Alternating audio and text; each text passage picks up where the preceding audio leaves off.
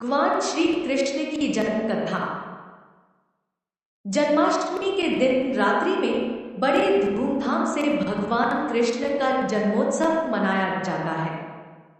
इस दौरान कान्हा के भक्त विधि विधान से पूजा करते हैं और व्रत रखते हैं। इसी के साथ ही जन्माष्टमी की कथा सुनने का बड़ा महत्व है।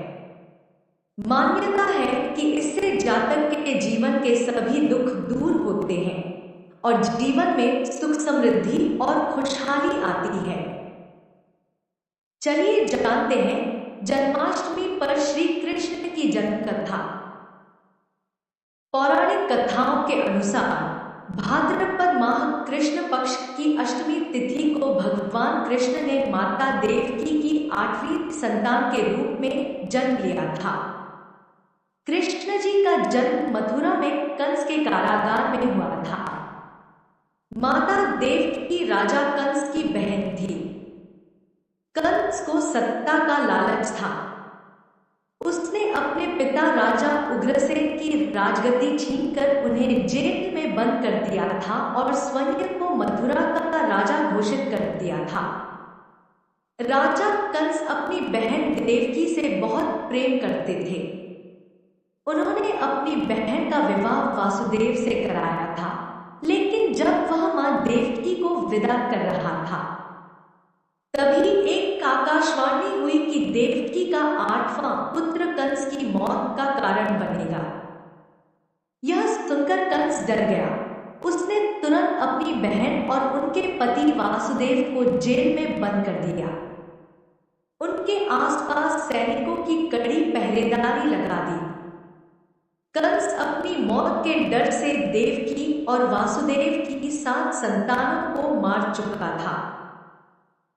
कृष्ण जी का जन्म। इसके बाद भाद्रपद माह कृष्ण पक्ष की अष्टमी तिथि को रोहिणी नक्षत्र अंधेरी रात में भगवान कृष्ण ने जानकी के 8वें संतान के रूप में जन्म लिया। श्री कृष्ण के जन्म लेते ही कोठरी प्रकाशमय हो गई। आकाशवाणी हुई कि विष्णु जी ने कृष्ण जी के अवतार में देवकी के कोख में जन्म लिया है। उन्हें गोकुल में बाबा नंद के पास छोड़ आए और उनके घर एक कन्या जन्मी है। उसे मथुरा लाकर कंस को सौंप दे। कान्हा चले गोकुल धाम। आकाशवाणी सुनते ही वासुदेव के हाथों की हथकड़ी खुल गई। सभी पहरेदार सोने लगे। वासुदेव ने एक टोकरी में बाल गोपाल को रखकर सिर पर रख लिया और गोकुल की ओर चल पड़े।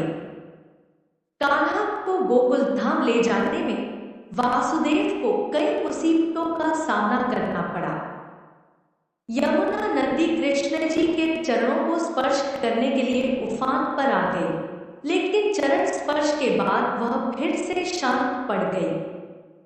वह कान्हा को बाबा नंद के पास छोड़ आए और गोकुल से कन्या को लेकर वापस लौट आए। जेल अपने आप बंद हो गया और उनके हाथों में हथकड़ियां लग गई। कन्या की रोने की आवाज सुनते ही सभी पहरेदार उठ गए।